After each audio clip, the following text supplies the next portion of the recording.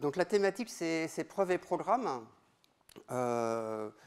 C'est une thématique qui trouve son origine il y a plus d'un siècle, hein, d'une certaine manière, mais qui devient de plus en plus populaire ces temps-ci. Vous avez peut-être entendu parler de proof d'assistant à la preuve, hein, du genre de Coq ou Lean, dans lequel on peut formaliser des mathématiques ou faire des preuves de programmes. Donc ce genre de logiciel est né de cette correspondance entre les preuves et les programmes. Vous avez peut-être entendu parler de la théorie des types homotopiques aussi, je ne sais pas, pour certains, donc qui est une extension de la correspondance entre preuves et programmes dans ces dernières années, qui a été l'occasion de quelques articles dans des journaux de vulgarisation scientifique que peut-être vous avez eu l'occasion de voir. Mais pour l'instant, je vais commencer par le b.a.-ba et par ce qu'il y avait il y a 100 ans, ah oui, j'ai commencé par un premier transparent. Est-ce que ça vous paraît évident, par exemple, qu'une preuve, c'est un programme? Oui, non, peut-être. Bon, en tout cas, dans une preuve, il y a quelque chose de procédural. On cherche à faire des choses étape par étape et aboutir à une conclusion. Et donc, c'est le point de vue qui a poussé un dénommé Brouwer, un mathématicien connu pour son théorème du point fixe, par exemple, et plein d'autres choses, aux Pays-Bas, à défendre l'idée qu'une preuve devait être vue comme un processus. Alors, s'en est suivi aussi toute une polémique que je mentionne là, c'est que dans cette interprétation, dans cette vision, il s'est mis à réfuter le raisonnement par contradiction, donc le fait que soit A, soit non A, ou que si on suppose le contraire pour aboutir à une contradiction, alors on a prouvé ce qu'on voulait prouver. Donc il a réfuté ça, créant une certaine polémique, mais ce qu'on peut retenir pour aujourd'hui, c'est qu'il a mis en avant le point de vue qu'une preuve pouvait être vue comme un processus, comme quelque chose qui fait des instructions, comme dans un programme. Donc voyons ça étape par étape. Par exemple, donc, en mathématiques, enfin, on a des énoncés qui sont composés de conjonctions, de disjonctions, d'atomes, comme être premier, enfin un certain entier premier, qui sont composés de quantification universelle, de quantification existentielle. Commençons par la conjonction. Donc, si on a une conjonction, là j'ai un exemple de conjonction. La conjonction de 2 est un nombre pair et 3 est un nombre impair. Comment vous allez prouver ça? Comment vous prouvez une telle conjonction? Bon, il n'y a pas 36 manières. Vous devez prouver la première conjonction, le premier élément de la conjonction et le deuxième élément de la conjonction. Donc, qu'est-ce que ça va être une preuve d'une telle conjonction? Ça va être une paire de 2 preuves.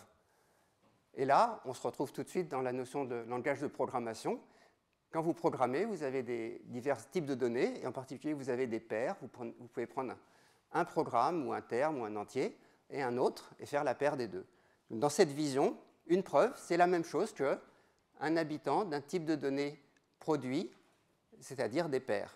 Une preuve d'une conjonction est une paire de preuves. C'est un des premiers éléments de cette correspondance. Vous acceptez cette vision? Ouais, ça vous paraît OK?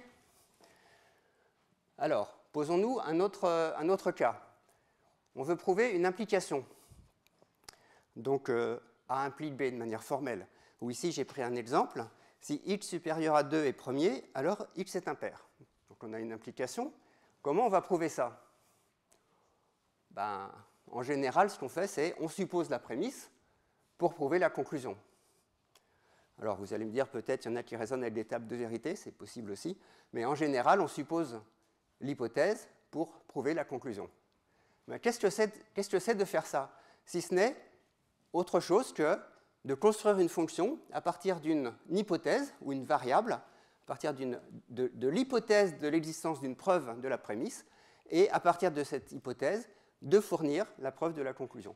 On est exactement en train de faire la même chose qu'un processus de construire un objet dans la conclusion dépendant d'un objet dans la prémisse, c'est-à-dire une fonction.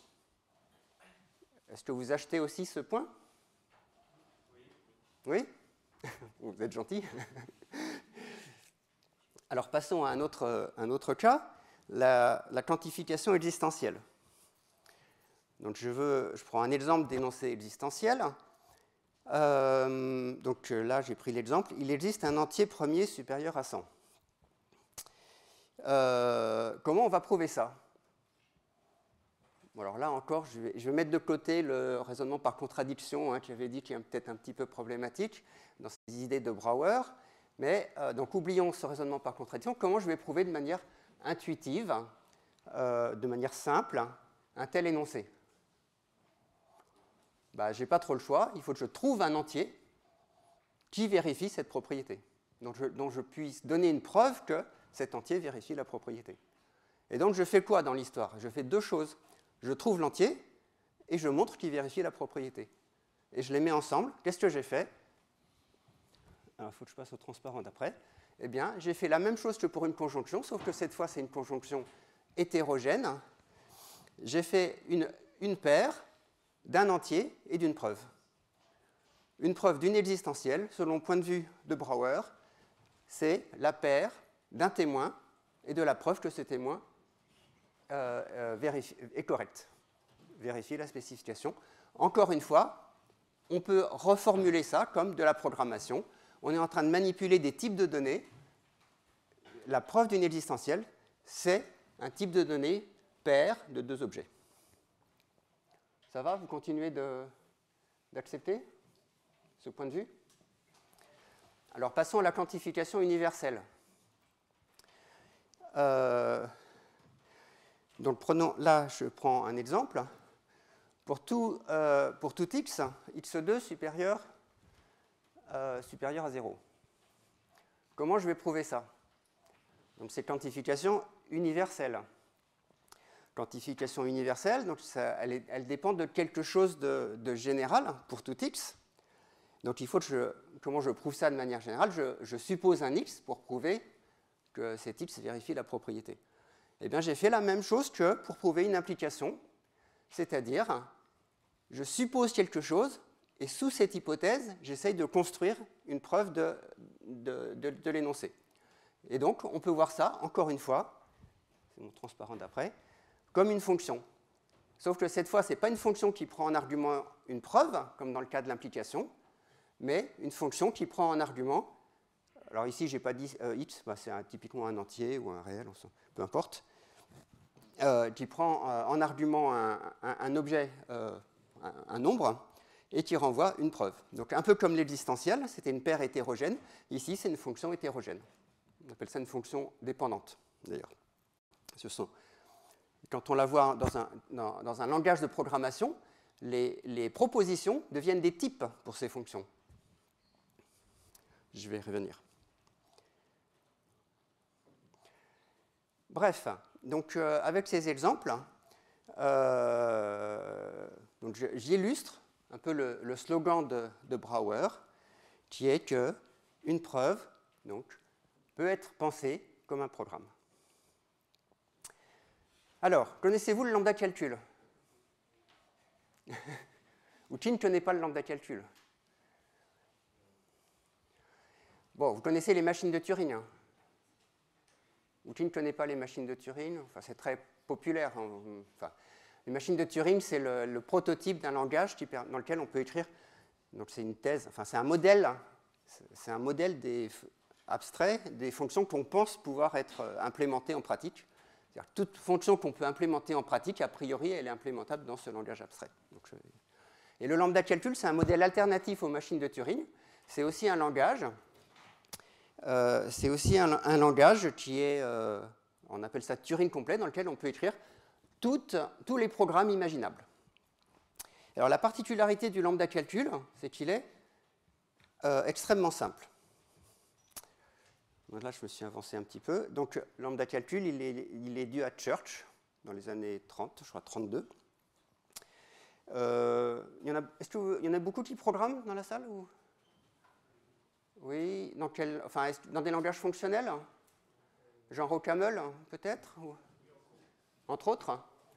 Oui, donc si vous connaissez OCaml, ou Haskell, ou Scheme, ou Lisp, vous connaissez le lambda calcul, puisqu'il est au cœur de la syntaxe du langage. Dans les autres langages, il est là, mais il faut aller le chercher un petit peu explicitement. La syntaxe ne favorise pas son utilisation. Mais le lambda calcul, il est implicitement présent partout. Donc, sa particularité, c'est d'avoir seulement 3 constructeurs. Donc, si on parle en syntaxe OCaml, c'est les variables, fun, le mot-clé fun de OCaml, et l'application, qui est juste la juxtaposition. Donc, ces trois constructeurs, je les ai là. Donc, c'est un langage où il y a juste trois types de données, 3 types d'objets, des variables, donc je peux faire référence à une variable dont j'ai parlé, l'application, donc qui est écrite de manière traditionnellement juste juxtaposition, donc comme au CAML, et qui, vous devez le lire comme t est une fonction, u est un argument, et je suis en train d'appliquer t à u. Alors j'en vois dans la salle, là, tout au fond, qui ont d'autres syntaxes alternatives, mais je n'insisterai pas plus. Lambda x pointé, donc c'est le 3e constructeur qui permet de construire une fonction. Donc si j'ai un terme, vous imaginez t ici, c'est un terme qui est composé de variables, d'applications, peut-être d'autres lambda, et vous construisez une fonction en abstrayant ce terme, ce programme, cette expression, par rapport à x, pour en faire une fonction. Et donc ce langage, il est aussi puissant que les machines de Turing. Dedans, on peut coder les entiers, il y a une manière de coder les entiers. Puis à partir des entiers, on peut coder l'addition, la multiplication, on peut coder les booléens, on peut faire plein de choses. Enfin bref, toutes les fonctions calculables peuvent être exprimées dans ce langage. En tout cas, il est aussi complet que les machines de Turing. L'hypothèse physique est donc que les langages réels peuvent ce qu'on peut faire en pratique peut toujours être simulé dans le lambda calcul. Alors, donc j'ai mis le lambda calcul d'origine qui n'avait que 3 constructeurs, mais quand on veut programmer, c'est quand même un petit peu... Alors, ça veut dire... qu'est-ce que je voulais dire? Avec ces 3 constructeurs, j'ai dit qu'on pouvait coder les entiers, les booléens, on peut coder aussi les paires, mais en pratique, si on veut programmer, c'est un peu quand même assez utile d'avoir des types de données un peu plus concrets. Par exemple, pour ceux qui font du OCaml, si vous codez les paires avec le codage de Church, si ça vous dit quelque chose, enfin, il y a des codages des paires dans le lambda calcul, ça devient vite un peu compliqué. Et puis, ce n'est pas forcément la bonne sémantique opérationnelle, ce n'est pas la bonne façon d'évaluer forcément. Donc, c'est quand même pratique d'avoir des constructeurs explicites de type de données. Donc là, dans ce langage, qu'est-ce que j'ai rajouté? À ce lambda calcul, j'ai rajouté quelques constructeurs. J'ai rajouté des paires, que j'ai écrits comme des paires. Donc, c'est des paires de 2 termes. Et puis, des projections de paires. Donc, si t est supposé représenter une paire, le first de t va être la première projection, la première composante, et second de t, la deuxième. Et ça me fait un langage un petit peu plus riche. Et alors, pourquoi je rajoute ça? Parce que je vous ai dit que la conjonction une preuve de conjonction pouvait être vue comme une paire de preuves. Donc, je vais pouvoir interpréter ensuite mes paires de conjonction ou mes paires d'existentielles avec cette construction. J'ai mis aussi des entiers. Alors, une définition très simple des entiers, alors qui n'est pas celle des entiers machines, parce que les entiers machines, ils sont limités à 2 puissance 32 ou 64 ou 63 selon les langages. Mais là, des entiers infinis, dont la manière la plus simple de les construire, c'est à partir d'un zéro et d'une opération successeur. Les entiers bâtons, on rajoute un, autant de fois qu'on veut. Et avec la récurrence ou récursion, qui est familière, qui est que si on sait faire quelque chose dans le cas 0, et si à partir du cas n, on sait construire quelque chose au cas n plus 1, alors on sait le construire pour tous les entiers. Donc cet opérateur, je ne sais pas si ça vaut le coup que je détaille, il est peut-être un peu compliqué, mais il prend un terme qui est supposé un entier, et il fait une analyse de cas sur le terme. Si le terme c'est 0, alors il dit on calcule avec u. Si le terme c'est un successeur, un n plus 1 de quelque chose, alors on calcule avec v. V, il a le droit de dépendre de n, et il a le droit de dépendre du résultat du calcul au coup précédent que j'ai appelé x. Mais je ne vais pas m'étendre plus là-dessus. C'est juste pour dire qu'on peut se faire un langage un peu plus agréable, un peu comme OCaml par rapport au lambda calcul pur, un langage un peu plus agréable avec des types de données intuitifs.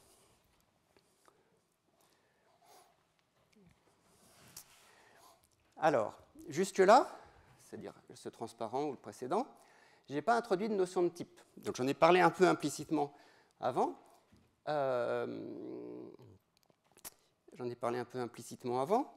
Mais pour continuer notre correspondance entre preuve et programme, il est intéressant de considérer le lambda calcul avec des types. Donc encore une fois, vous êtes plusieurs à m'avoir dit que vous connaissez OCaml, je m'appuie sur ce genre de langage. Dans ce genre de langage, on type les programmes. Quand il y a une variable, elle a un certain type, un résultat, il a un certain type, une paire, elle a un type des paires, etc. Donc pour typer, comment on type les programmes? Donc il y a des manières simples de typer les programmes.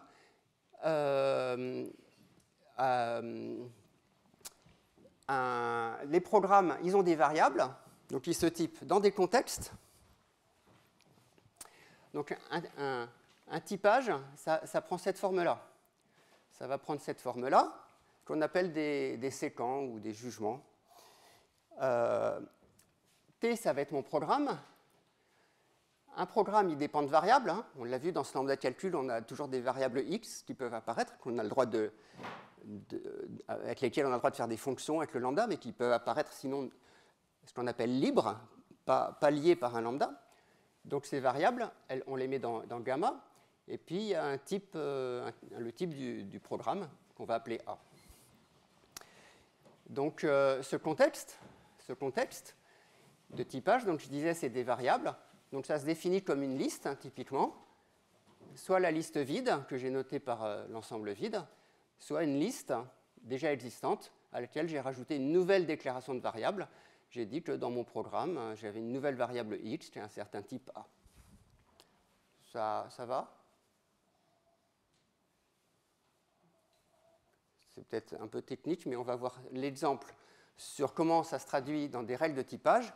Alors c'est probablement le transparent le plus technique de l'exposé. J'en vois sourire. Mais donc c'est l'exemple typique de ce qu'on fait, de ce que font les logiciens informaticiens à la frontière de ce domaine qui est la correspondance entre preuve et programme, c'est de manipuler des choses dans ce genre-là, donc qui sont des règles d'inférence ou des règles de typage, donc avec des barres verticales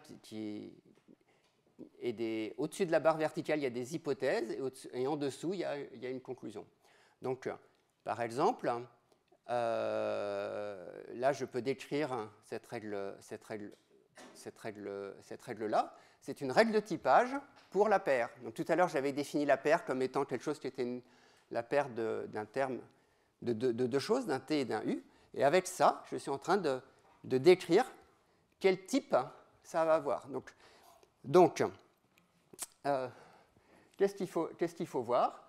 Il faut voir que je vais avoir un premier programme ou un premier terme qui peut être, on ne sait pas, ça peut être un entier, lui-même une paire, ou peut-être une fonction, on ne sait pas, mais on va pouvoir faire la paire de ça avec U.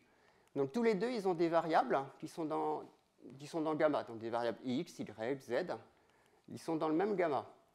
Lui, il a le type A et lui, il a le type B. Ben, quand on fait la paire, ils vont avoir le produit, ils vont avoir comme type A croix B. C'est des choses que vous avez déjà vues?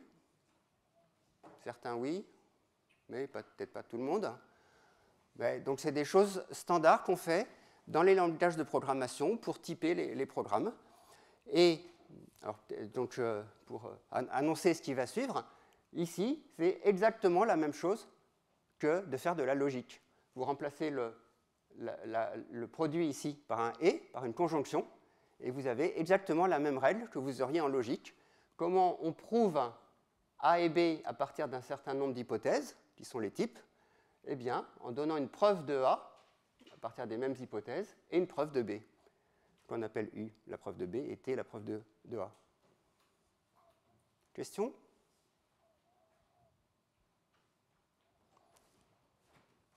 Alors, je donne un autre exemple.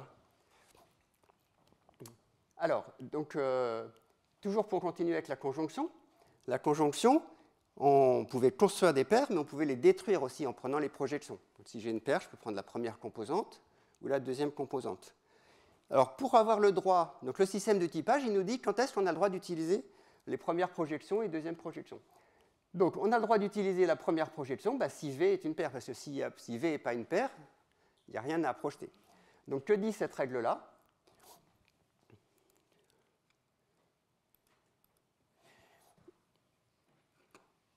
que dit cette règle-là? Elle dit que si je veux construire la paire d'un objet, il faut que cet objet soit une paire, soit dans le type d'une paire. Peut-être qu'une autre manière de le voir, c'est comme des ensembles. Vous pouvez voir A3B comme un ensemble, et il faut que, pour avoir le droit de prendre la paire d'un objet, il faut que la paire soit dans un ensemble produit. Et dans ce cas-là, si on prend la première projection, eh bien la première projection, elle sera dans l'ensemble A. Alors que si je prends la deuxième projection, c'est la règle qui va avec, enfin qui est similaire mais pour le deuxième côté. Si je prends la deuxième projection, alors ce sera dans l'ensemble B.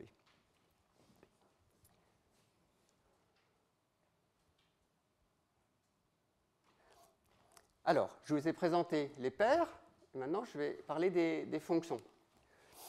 Les fonctions aussi, on peut les typer, et donc on les type avec des espaces de fonctions qu'on écrit en général A flèche B. Et par exemple, comment on va typer une fonction, lambda x pointé. Donc l'intuition qu'on avait, c'est que t était un programme et qu'on faisait abstraction par rapport à une des variables du programme. Donc t a un certain type B, il produit des objets de type B. La variable L, elle a un certain type A. Donc là, je raisonne de manière très abstraite, mais A et B, ça peut être des entiers. Vous pouvez imaginer que c'est des entiers, des paires d'entiers, des fonctions d'entiers, n'importe quoi. Je raisonne de manière très abstraite. C'est des règles polymorphes d'une certaine manière. Pour tout A et pour tout B, on va avoir cette règle de typage. Donc si ma variable a le type A, que le résultat a le type B, l'abstraction par rapport à cette variable va avoir le type A flèche B. Et inversement, une fois que j'ai une fonction de type A flèche B, je peux l'appliquer. Donc c'est la règle qui se trouve ici. Si T est un programme arbitraire, arbitrairement compliqué, que je représente par la variable T, de type A flèche B, c'est-à-dire qui attend un argument pour retourner un résultat, et que je lui donne effectivement un argument U de type A, alors son application, qui est notée comme ça, que souvent en maths on écrit plutôt comme ça, une application, mais dans cette syntaxe du lambda calcul, on le note juste la juxtaposition, alors le résultat est de type B.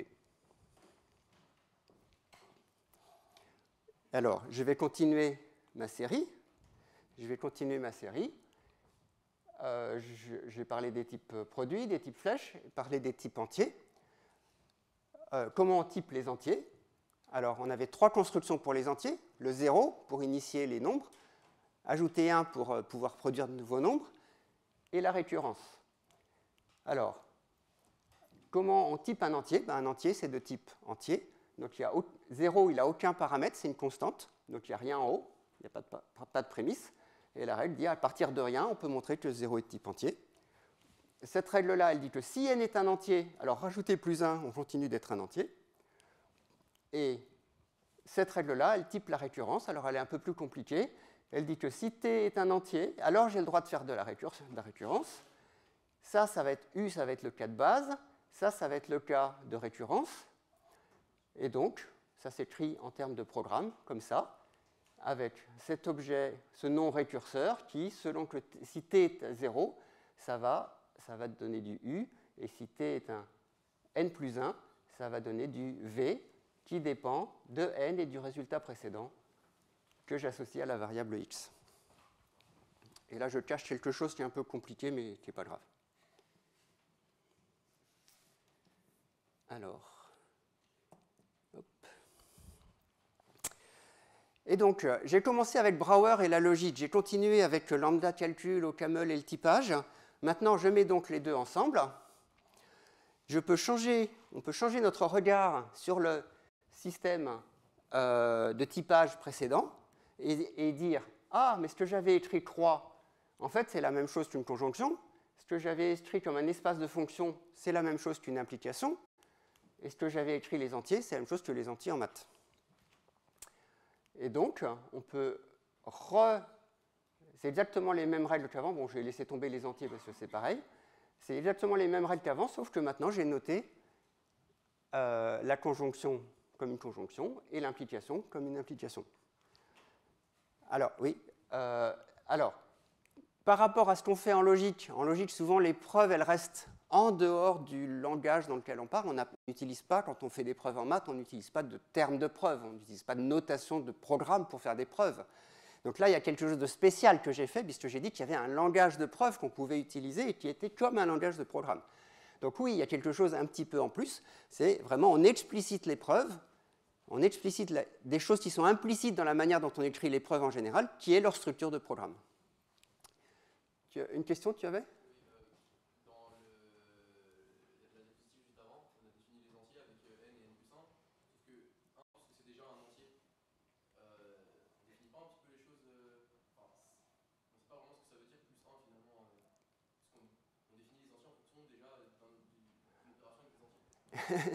Ok, j'ai essayé de tricher un peu. Alors, ok, c'est ma faute. Hein. Habituellement, on n'écrit pas plus 1 ici, on écrit successeur de n. C'est plus propre d'écrire successeur de n. Mais je me suis dit que ce serait plus intuitif d'écrire plus 1. Et apparemment, je me suis trompé. J'aurais dû écrire successeur, parce qu'effectivement, il y a une confusion quand on écrit plus 1, c'est que ça sous-entend que 1 était déjà défini, et que le plus est déjà défini. Très bonne remarque.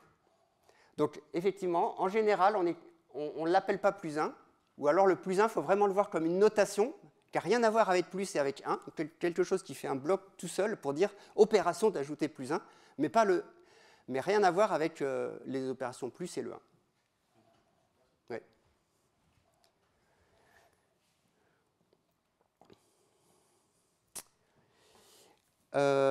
Alors, vous allez me dire, mais dans l'histoire, j'ai laissé tomber la quantification universelle et la quantification existentielle. Alors, ça commence à devenir un niveau de complexité plus loin, mais ça existe, ça s'appelle des types dépendants. Donc, ce que j'avais mentionné le mot tout à l'heure. Alors, il y a plusieurs notations. Là, j'ai utilisé une notation qui nous vient de Suède, qui vient d'un assistant à la preuve qui s'appelle Agda en Suède. Donc, c'est une manière d'écrire les paires en montrant qu'elles sont dépendantes. Donc, c'est comme une paire. Vous voyez la notation, c'est comme une paire. Sauf que le premier argument de la paire, on lui donne un nom. Et on lui donne un nom, et grâce à ce nom, ça nous permet de réutiliser le nom dans la deuxième composante de la paire. Donc c'est comme un existentiel, si vous voulez. Hein. C'est juste une autre notation pour l'existentiel. On a une paire de deux choses, d'un entier, et de quelque chose qui dépend de cet entier-là exactement. Hein. C'est une paire dépendante. Et puis pareil pour les fonctions dépendantes. Donc là, c'est une fonction, je réutilise la notion de fonction, donc n flèche b, sauf que je m'autorise à ce que la conclusion de la fonction dépende de la valeur exacte de l'argument. Donc ça s'appelle une fonction avec un espace fonctionnel dépendant, ça correspond au type pi aussi en théorie d'ensemble, souvent on les appelle des types pi, et ceux-là les types sigma. Et donc cette notation-là, en donnant un nom à l'argument, ça permet de réutiliser l'argument dans la conclusion. Donc c'est juste une notation. Il y a d'autres notations, je vous dis, donc les notations sigma et pi, par exemple. Et je ne donne pas les règles, hein, enfin plutôt c'est les mêmes qu'avant avec de la dépendance en plus. Et elles nous permettent, ces constructions, qui sont des constructions de programmation, nous permettent d'interpréter des constructions qui sont des constructions de logique, l'existentielle, la quantification existentielle et la quantification universelle.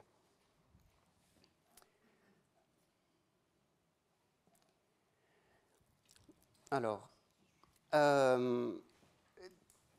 tout est bien qui continue comme ça. Enfin, quand on fait cette correspondance, on peut arriver à une liste très très longue de mises en correspondance, de notions qui viennent de la logique ou des mathématiques et de notions qui viennent de la programmation. Donc là, j'ai juste mis donc, les trucs essentiels, hein, mais essentiellement, une preuve peut être vue comme un programme, hein, même si en pratique, c'est rare qu'on ait... Je veux dire, à part ceux qui utilisent un assistant à la preuve, par exemple, comme Coq ou Lin ou Agda, et qui peuvent parfois utiliser ces assistants à la preuve en donnant des preuves comme des lambda termes, en général, ce n'est pas ce qu'on fait. Mais néanmoins, on peut le faire. C'est un langage possible pour écrire les preuves. Et donc, dans cette correspondance de langage, une preuve, c'est un programme. Une proposition, c'est un type. Une hypothèse, c'est une variable. Une conjonction, c'est un type produit. Une implication, donc je répète juste ce que j'ai dit juste avant, une implication, c'est un type de fonction. Une disjonction, alors ça, je n'ai pas mentionné la disjonction parce que sinon ça faisait trop, mais c'est un type somme. La récurrence, c'est de la récursion. Le fait qu'on soit prouvable, c'est le fait que le type soit habitable. Qu'est-ce que c'est d'utiliser un lemme? Un lemme, c'est faire une fonction auxiliaire. Je suis en train de programmer, puis ma fonction elle est trop longue, alors je fais une fonction intermédiaire, ou j'ai une fonction que je veux utiliser plusieurs fois, je fais un lemme. C'est la même chose, c'est une fonction auxiliaire. Alors on peut faire des correspondances aussi au niveau des langages. Donc le lambda calcul simplement typé, que je mentionnais, ça va correspondre à la logique propositionnelle. Si on rajoute les types dépendants, on va avoir le calcul des prédicats. Lambda calcul à type dépendant. On peut rajouter de la quantification sur les propositions, on obtient de la logique du second ordre, ce qu'on appelle aussi en programmation le système F, etc., etc. La liste est très très longue. Par contre, je vois l'heure tourner, donc j'ai encore 5 minutes, c'est ça? Hein? Donc je vais continuer. Donc je le disais au tout début, mais cette correspondance, elle a nourri la recherche à partir des années 70. Donc la grande révélation, c'était en 1968, donc la correspondance dénommée Howard, qui l'a écrite, donc c'est devenu la correspondance de Curry-Howard, et qui a donné naissance à un nouveau type de formalisme qu'on appelle la théorie des types de Martin Löf, qui a été conçu explicitement avec cette idée en tête d'avoir un langage qui était à la fois un langage de preuve et à la fois un langage de programmation. Donc cette théorie des types de Martin Löf, elle est à la base des logiciels comme Coq, Lean, Agda, dont je parlais. Alors j'ai mis dans la liste d'autres assistants de preuve, mais eux qui sont basés, celui-là sur la théorie des ensembles, celui-là plutôt sur la logique du second ordre, et celui-là sur la logique d'ordre supérieur, pardon, et ça sur la logique d'ordre supérieur. Donc les assistants à la preuve, qui sont des logiciels donc, dans lesquels on peut énoncer des théorèmes et prouver des théorèmes. Et donc vous aurez des exemples dans les exposés suivants. La théorie des types de Martin Löf, donc ce formalisme qui est à la fois un langage de programmation et un langage de logique. Alors je vais juste terminer, il me restait 3 transparents, que je vais peut-être faire un petit peu rapidement. À la suite, dans les 30 dernières années, il y a nombreuses découvertes qui ont été faites, et en particulier, donc j'ai fait allusion au tout début, quand Brouwer avait mis en évidence cette correspondance, il avait mis de côté le raisonnement par contradiction. Et grande surprise, en 1990, donc, et ça a nourri les travaux de, je peux me permettre de citer, Jean-Louis Krivine, qui est au fond de la salle, qui a nourri les travaux de Jean-Louis Krivine et a ouvert la voie. On s'est rendu compte que le raisonnement par l'absurde, le raisonnement par contradiction, avait aussi une correspondance calculatoire. Et que cette correspondance, alors en termes techniques, c'est call-cc, si ça parle à certains. En termes moins techniques, c'est goto. Enfin, goto, c'est peut-être aussi un peu... On ne fait plus de basique de nos jours, alors... Qu'est-ce qu'on dit de nos jours pour les jump, je ne sais pas. Voilà. Et qu'à partir de ce moment-là, on s'est rendu compte qu'en fait, finalement, il n'y aurait pas de limite. Tout ce qui est prouvable pourra être associé à un programme. Donc ça a été la ligne directrice des travaux de Jean-Louis Krivine, qui se trouve au fond. Donc avec, par exemple, des travaux sur comment calculer avec l'axiome du choix, qui mettent en jeu des questions un peu complexes, par exemple de forcing, qui est lui-même associé aux affectations mémoire, etc. Donc là, on rentre sur des travaux qui sont plutôt à la frontière de la connaissance actuelle, mais qui sont extrêmement intéressants. Donc je voulais mentionner aussi quelque chose qui est un petit peu différent, donc, qui est la théorie des types homotopiques dont je parlais au tout début, qui est que on s'est rendu compte aussi d'une correspondance à un autre niveau, c'est au niveau de l'égalité. Que l'égalité pouvait être vue comme une notion de chemin dans un espace. Donc je crois que je vais juste terminer avec ça. Imaginez un espace topologique, S, dans lequel vous avez des points T et U. Eh bien, un chemin, une fonction de l'intervalle dans l'espace qui relie T, une fonction continue qui relie T et U, là j'en ai dessiné une P, peut être interprétée, peut être vue comme une preuve d'inégalité. Si j'ai un autre chemin, entre TU, une homotopie entre P et Q, va pouvoir être vue comme une preuve d'égalité, etc. Et là, il y a une nouvelle correspondance qui s'est installée dans les 15 dernières années, donc de mise en correspondance de la logique, et en particulier de la théorie des types de Martin-Löf, avec la théorie de l'homotopie. Donc, il y a aussi un domaine passionnant. Et voilà, peut-être que je vais arrêter là, parce que je crois que je suis à la fin de mon temps de parole. Et c'est Ricardo après.